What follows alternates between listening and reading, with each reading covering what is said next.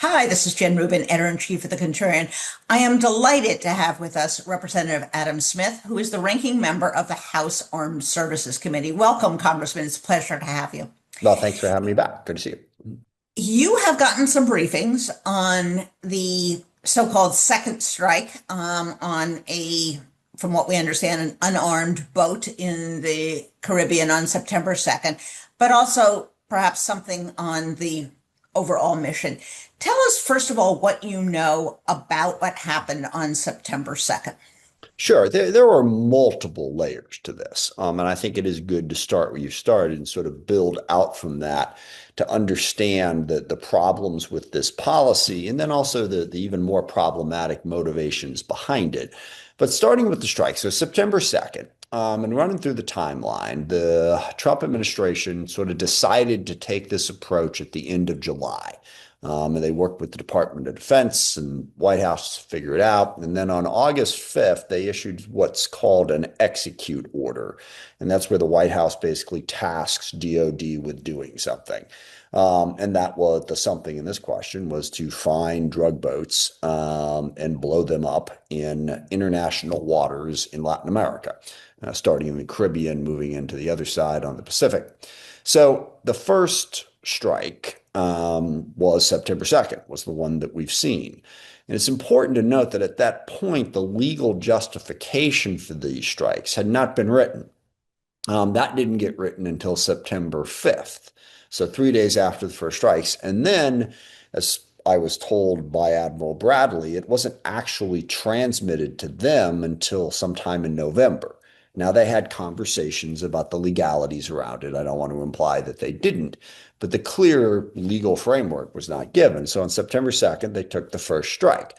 11 people were on this boat. I am reasonably satisfied that the intelligence was correct, and that these 11 had cocaine in that boat, and they were part of a cartel that was trying to transship that cocaine somewhere.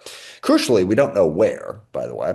Yes. It was going to some transit point. There's very little evidence that it was ever going to get to the United States.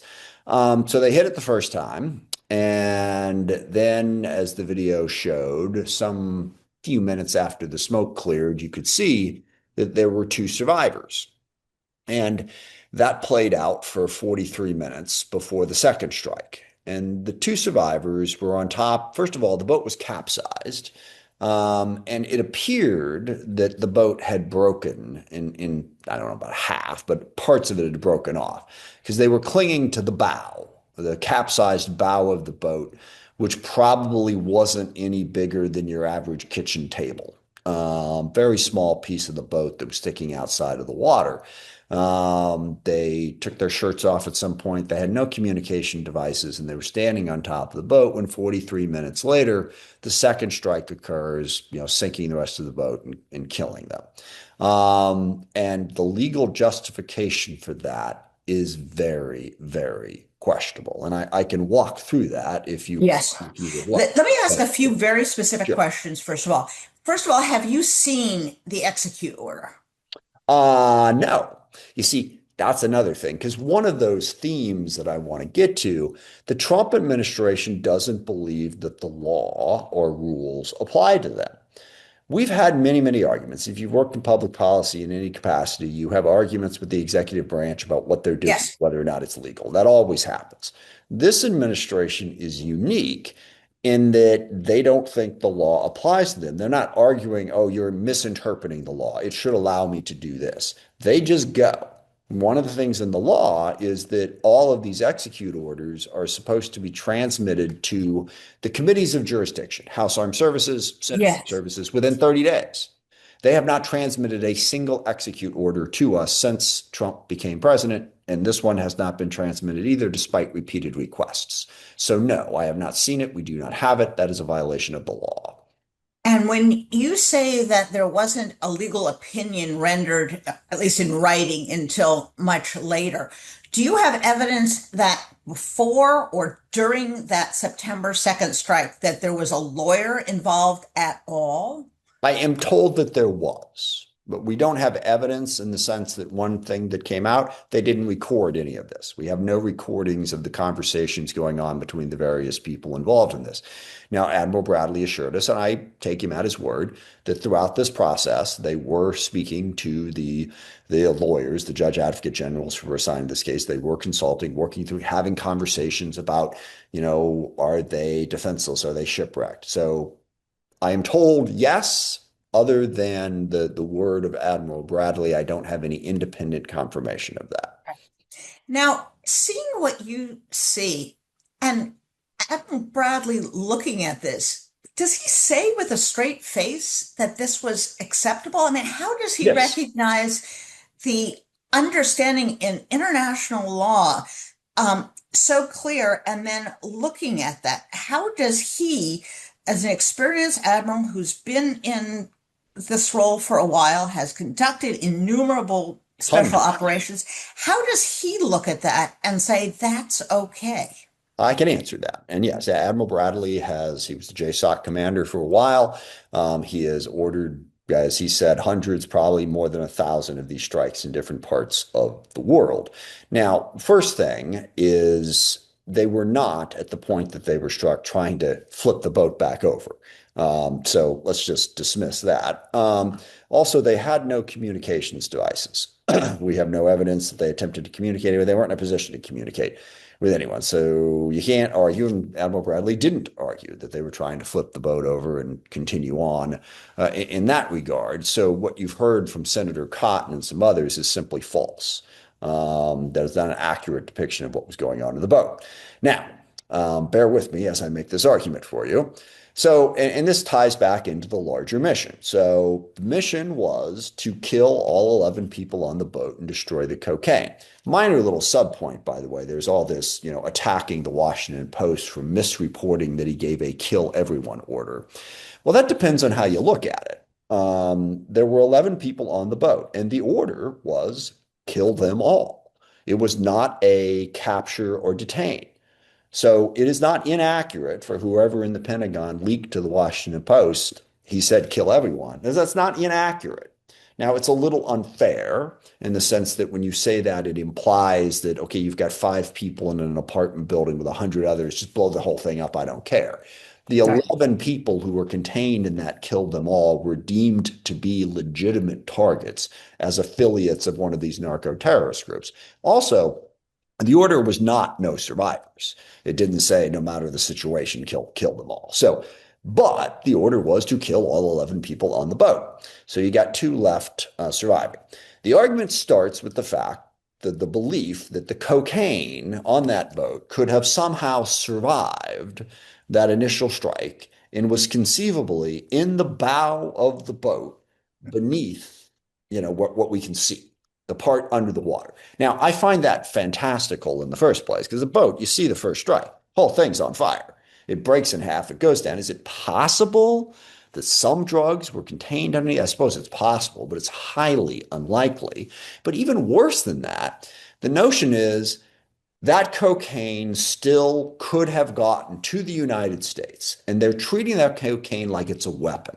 Basically, they're treating that image of those 2 people on that boat like a situation where, I don't know, you see a car bomb headed towards an embassy or something. It's Right. struck. It seems like it's incapacitated, but is it incapacitated? We don't know. There's still a couple people there. Maybe they can complete the mission. Maybe they can get that bomb to the building and blow it up. And that too is kind of absurd. All right. Even if there is some cocaine in that boat, they are in the middle of the Mediterranean Sea with no power of locomotion, no communication devices. They are drifting with the current. A fact, by the way, that Admiral Bradley admitted, okay, that they weren't. But his argument was the boat could have conceivably drifted somewhere where some other, people associated with this drug cartel could have met up with them and continued the mission. That is the argument, all right? Treating the cocaine like it is a full-scale weapon. And when you asked Admiral Bradley, do you really believe that? Or what percentage or what likelihood would that have happened?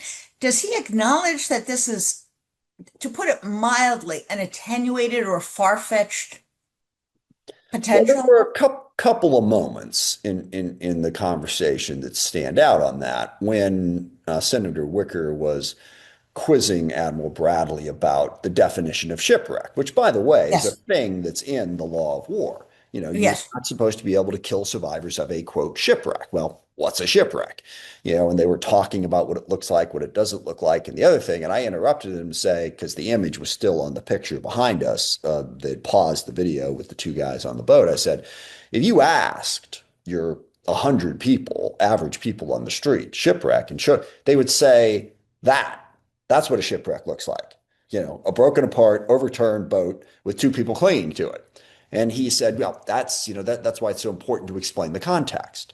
So to answer your question, yes, Admiral Bradley is committed to this idea that somehow that boat might have still had cocaine on it. They might have been able to hook up with someone to, quote, continue their mission, and that they were still, quote, in the fight, which poses, well, what is the fight exactly? Are we saying anybody who has some amount of drugs on them, cocaine in this case, is a legitimate target for a kill order? And that gets into the broader issues around the policy. But yes, they are committed to this argument. Now, personally, you know, the legal opinion came out 3 days after this. You know, a month later, they had a similar situation with two people at sea that they chose to rescue. And that's the other aspect of this. So let's say that the cocaine is a weapon. Two people in a boat, middle of nowhere, no evidence that anyone is within hundreds of miles of them who could help them. We had assets in the region. I'm not going to get into Yes. specifics. We could have easily come in with a helicopter and plucked these two guys off the top of that boat, and done what we wanted with that boat. So I don't think that this order was justified. Yes. Now, to that element, was the Secretary of Defense, and we've heard variations of this story, what was his visibility into what was going on September 2nd? Was he there for all of it, for some of it, for none of it? What did he see, and what, if anything, do you know he said during the strike? We don't know what he said. According to both Secretary Hegseth, though he's been a little inconsistent in his descriptions here, and Admiral Bradley, Secretary Hegseth was there for the initial strike. You know, for tracking, okay, we got this word out, we got these people going here, they're going there, tracking it on the boat, and, you know, was there when the decision was made for the first strike. Secretary Hegseth says that after that first strike, you know, everything's on fire, smoke all over the place, he left.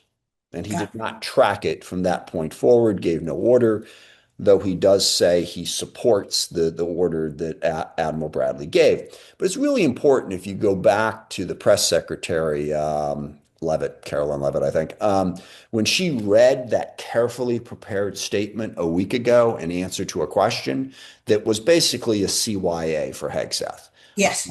That, hey, he didn't have anything to do with it. And as I like to put it, he said, I 100% support the order that that guy gave. All Right. right. Right. Wasn't me. In the Right. Pentagon, people in the Pentagon, I have heard rumors, they're kind of pissed about this. Yeah. Yeah. Mr. Tough beat the chest, you know, we're going to be warriors. I've got your back. Let's go kill. Let's fight. Ooh, not me. I'm out. That's them. So Yeah. Hegseth's going to push you to do stuff that is on the boundaries of the law, and then he's going to bail if it goes sideways. Right. Right. That's another problem. Now let's talk about the broader issues, which include the following. How can you legitimately claim that cocaine is a weapon? Secondly, according to at least a letter from the Coast Guard sent to Senator Paul, the Coast Guard has been interdicting cocaine pretty regularly, pretty effectively. Some of these people are transporting cocaine. Some of these people are doing nothing illegally. But you interdict them, there's not been, or there was not used any kind of lethal force by the Coast Guard. And that has never been the way we've interdicted drugs. And then the third question that looms is, why are we really doing this? Is this all a precursor to a war that would make the Iraq war look legitimate and justified? In other words, is this all Yeah. setting us up for a regime change war against Venezuela? It's broader than that. Let's separate this into three categories. One, Okay. legitimate concern. We got a drug problem in the US, Right. a drug problem that has accelerated since the introduction of fentanyl, which has a higher overdose death rate, certainly than cocaine, than a variety of other drugs. This has nothing to do with fentanyl. Remember that. This is all cocaine, no fentanyl down there. They'll try to say fentanyl at every step. In fact, I had to stop Admiral Bradley a couple times when he mentioned, I said, this, don't say the word fentanyl. It doesn't have anything to do with fentanyl. Okay. So we do have drug. What should we do about that drug problem in general? So we can talk about that. Second, do we want to obey the law? Or is one of our options in terms of dealing with drugs to go sort of, forgive me, all Duterte on the problem, and just kill a bunch of people? No due process. It's like drugs are a problem. Therefore, we're not going to take any chances. We think you're a drug dealer. We're going to use lethal force on you. That is directly contradictory to the US Constitution, the way we're supposed to do things, but we can have Yes. that conversation.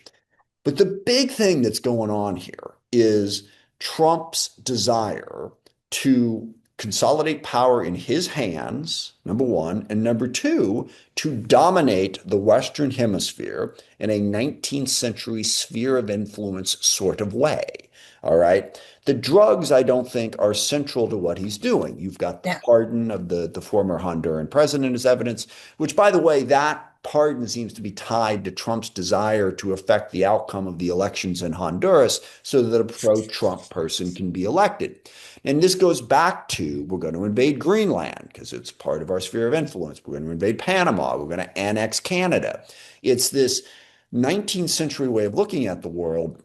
So I think this is about Trump wanting to A, show again, law doesn't apply to him. He's president. He does what he wants to do. If he can push the boundaries of that and smash them, then that opens up more power for him to do what he wants. And second, that he will be able to control the Western Hemisphere.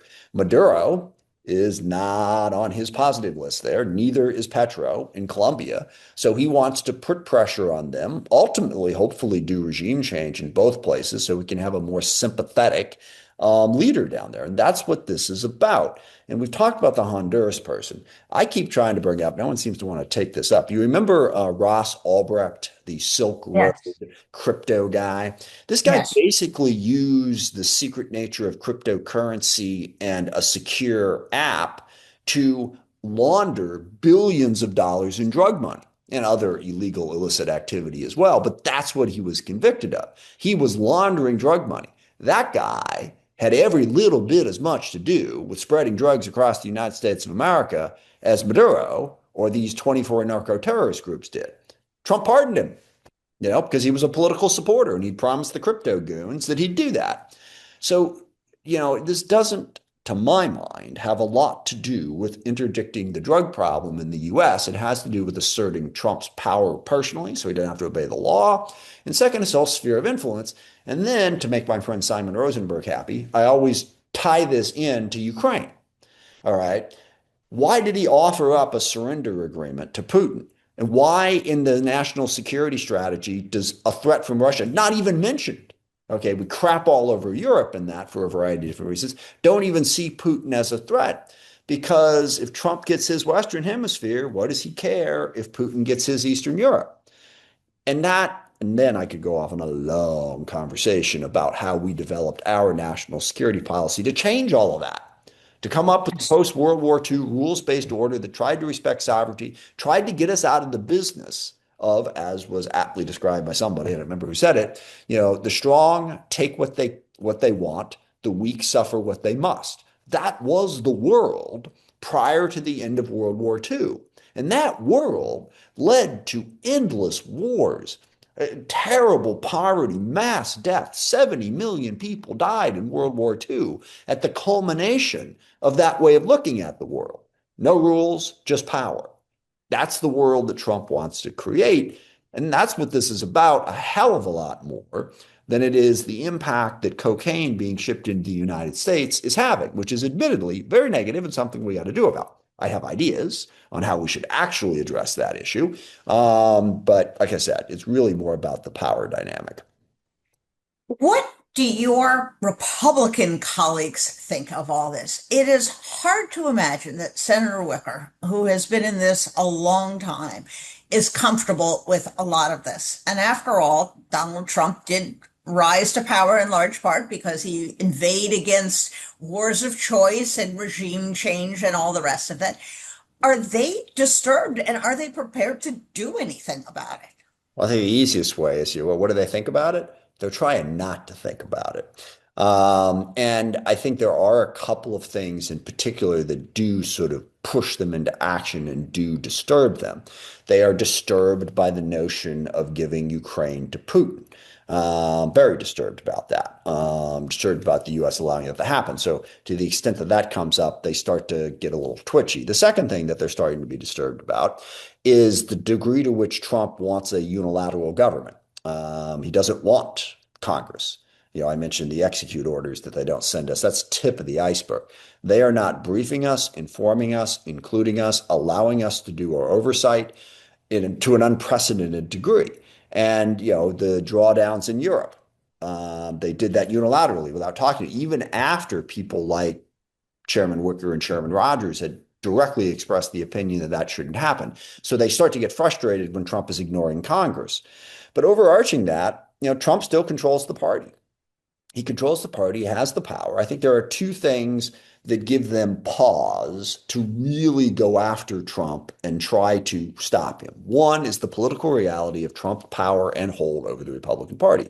Second Yes. is their shared belief that the far left is a definite threat to the America that they want to see.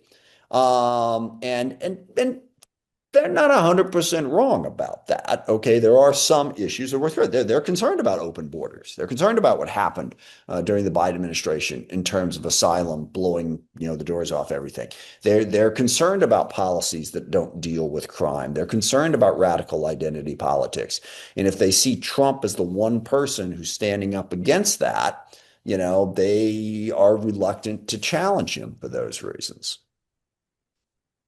Does the fact that Donald Trump's power is beginning to ebb away, that he is increasingly unpopular, that all his policies are unpopular, has that begun to diminish this kind of loyalty? And does the fact of this incident, which, as we've talked about, is not the totality of the issue, but is the one visible little thread that we can pull on, has that changed the equation for any of them?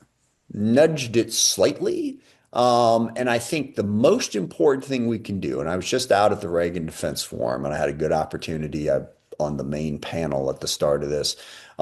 We have to relentlessly put pressure on them on these issues. We Yes. have to point out, are you really okay with Donald Trump, saying that we should hang United States senators because they restate the actual law that's in the UCMJ? Are you okay with them completely not obeying the law in terms of oversight for Congress? Are you okay with the surrender to Putin?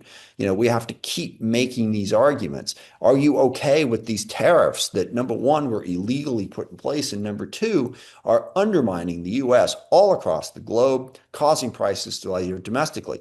Now, I don't have this vision, it's not like a Mr. Smith goes to Washington moment when he stands up and gives that impassioned speech and everyone goes, oh, damn, you're right, I'm wrong, I'm sorry. That moment probably isn't going to happen, but you keep pushing, okay? Yes. And it Yes. undermines the political support for Trump and it undermines the political support for the people who are sucking up to him and so we start winning more elections. We start turning Yes. the country around. And at what point in that whole process does a group of Republicans finally, stand up to Trump, vote to repeal the tariffs? I don't know. There's so many issues out there, vote to say, no, we're not going to use the National Guard as a domestic police force. And by the way, I met with the National Guard head in Washington State. They don't have any money for training. Our guard units, because all of that money is going to send the people to DC and Los Angeles and Chicago and Memphis and New Orleans. They are falling further and further behind in terms of making sure that they can keep their force ready because Trump's stealing all that money for an Yes. unlawful domestic law enforcement mission. Yes. So we got to keep pushing on all of that and hope that it Absolutely. turns around and they piece that I always say is we also have to govern better. Those of us on the left side, as I said, I think there are some legitimate concerns about the way the left has governed, certainly cities like Seattle, Portland, San Francisco, Chicago, and elsewhere. And I think we got to say, yeah, we got it. We're going to do better, but we're going to do better so that we don't have to live with the terribleness that is what Trump is doing. Let me end with a simple question. If Trump can get away with this on the high seas, is there anything that's going to prevent him from doing it here in the United States? What if he starts giving an order to the National Guard? If you see drug smugglers, or here's a list of drug smugglers, go kill them because that cocaine is a weapon and it's here on our shores. Yeah. Is there Well, any distinction that you would make? well, there Isn't are this a recipe for distinctions. There domestic? are there are distinctions, but you're right. Because keep in Yes, mind, the goal here is for Trump to eliminate all of that so that he can decide what he wants to do and do it what he wants to do it. He can move money around, he can cancel programs, spend money over here, give a tax rebate if he feels like it, all outside of the normal bounds of the legislative executive balance.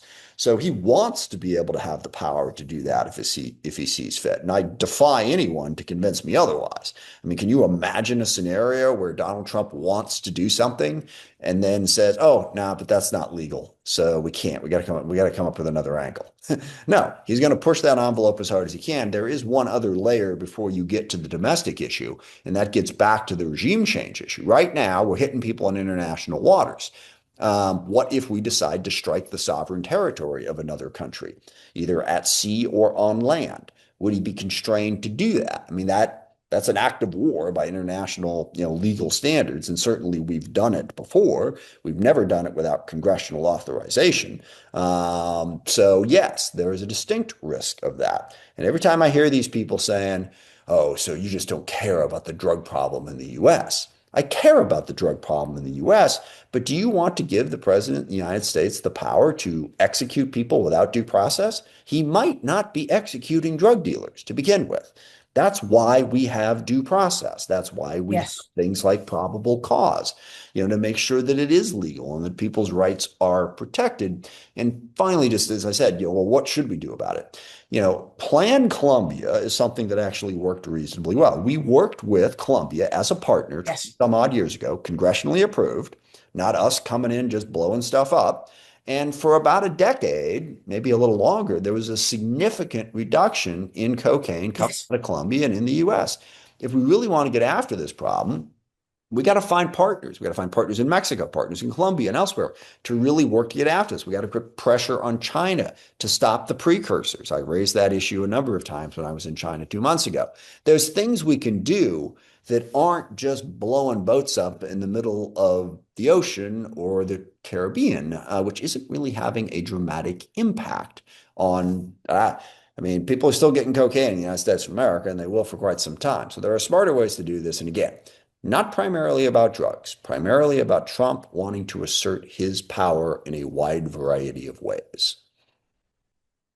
Congressman, thank you so much. This has been enlightening to say the least, and I would only encourage you and your colleagues to keep saying this, to keep informing the American people, to keep at it, because as you know, in this fog of disinformation and propaganda and lies and nonsense, it is hard to get out the truth. But Amen. again, thank you for what you are doing, and thank you for joining us. We will have you back as this unfolds. Sure. So Yeah, thank you and very one much big for thing, spending. one simple thing, push to release the video.